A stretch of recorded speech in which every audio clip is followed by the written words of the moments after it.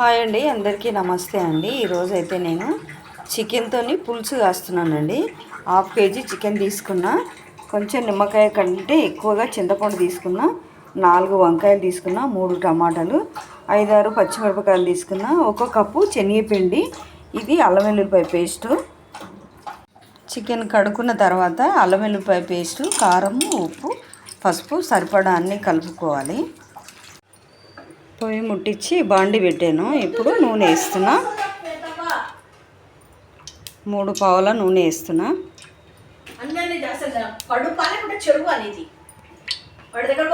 Cut చేసిన ఉల్లిపాయలు వేస్తున్నా.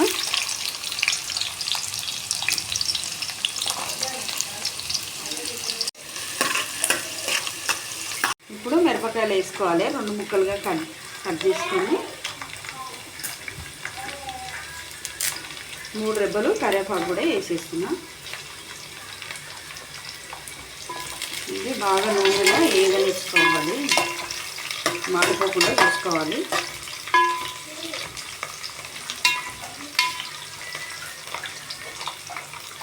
తెల్ల కలుపు 1 స్పూన్ పసుపు, తర్వాత 1 స్పూను అల్లం వెల్లుల్లిపాయ పేస్ట్ వేస్తున్నా. తాలింపులో అల్లం వెల్లుల్లిపాయ పేస్ట్ వేస్తే మంచి వాసన వస్తుంది.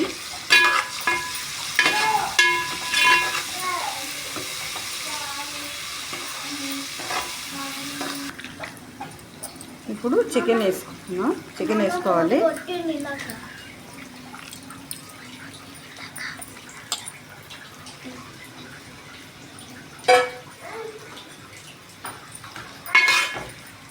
ఇది బాగా నూనెలో మగ్గిన తర్వాత వాటర్ వేసుకోవాలి. ఇది నూనెలో మగ్గాలి. ఇప్పుడు కట్ చేసుకున్న టమాటాలు వేసేస్తున్నాయి. ఇది నూనెలో మగ్గింది బాగా. తర్వాత వంకాయలు కూడా వేసేస్తున్నా. ఇవి నా నూనెలో బాగా మగ్గాలి.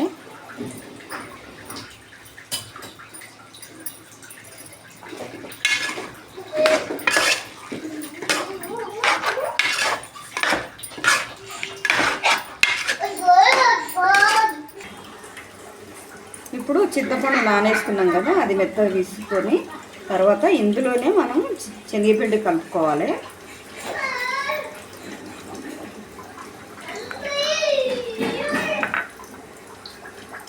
ఇది బాగా ఉండలు లేకుండా మంచిగా కలుపుకోవాలి.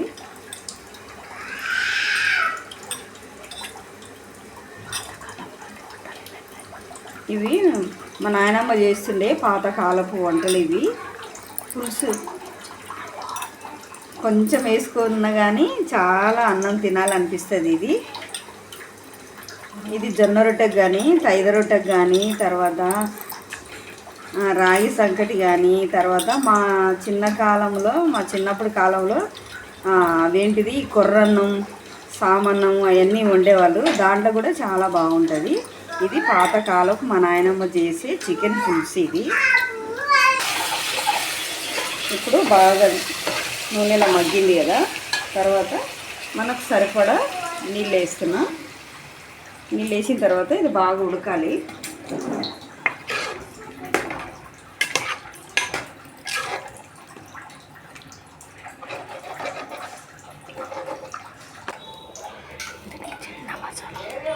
దీనికి చిన్న మసాలా తయారు చేసుకోవాలి. 1 స్పూన్ కంటే తక్కువగా ఆవాలు, మెంతులు, జీలకర్ర, కొన్ని లవంగాలు, 2-3 లవంగాలు, యాలకులు, చెక్క, ఇది సాజీరా. తర్వాత ఇది మనం కొంచెం వేడి చేసుకోవాలి.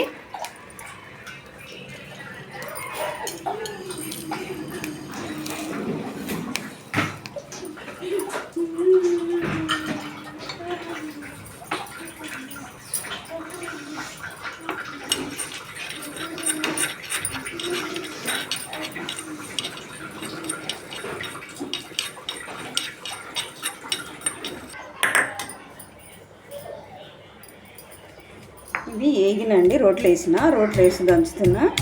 ఇవి రోట్లో దంచుకుంటే చాలా టేస్ట్గా వస్తాయి, చాలా రుచిగా ఉంటుంది, మంచి వాసన వస్తుంది. నాకైతే దంచుతుంటే ఇట్లా వేసుకుంటే చాలా బాగుంటుంది, టేస్ట్గా ఉంటుంది కాబట్టి చేసుకోవాలి. చికెన్ అన్నీ బాగా ఉడికింది, వంకాయలు అన్నీ ఉప్పు కారం అన్నీ సరిపడా వేసాను, అంతా బాగా ఉడికింది. ఇప్పుడు మనం శనగపిండి వేసేస్తున్నాం. చింతపండులో కలుపుకున్న శనగపిండి వేసేస్తున్నా. మా నాయనమ్మ అప్పుడు ఇందులో ఇట్లా పులుసుగా చేయాలనుకుంటే ఇది శనగపిండితో తైదపిండితో చేస్తే ఇంకా బాగుంటుంది పులుసు. ఇప్పుడంతా శనగపిండితో చేస్తున్నారు, అప్పుడు రాగి పిండి జొన్న పిండితో చేస్తే చాలా బాగుంటుంది. అప్పుడు మా నాయనమ్మ అట్లే చేసేది.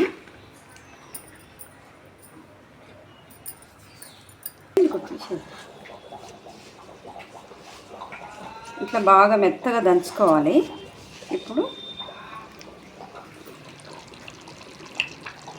బాగా ఉడికిన పులుసులో వేసుకోవాలి. వావ్, పులుసు అయితే మంచి వాసన వస్తుంది.